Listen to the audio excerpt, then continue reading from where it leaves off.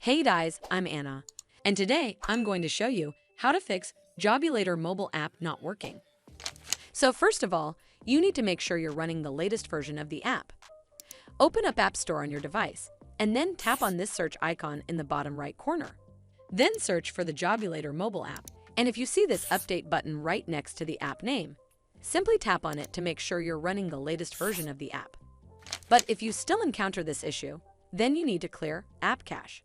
Go to your device settings and then scroll all the way down to General and tap on it. Then tap on iPhone Storage. From here, search for the Jobulator mobile app and then tap on it. Once you're on this screen, you need to tap on Offload App. Tap again to confirm.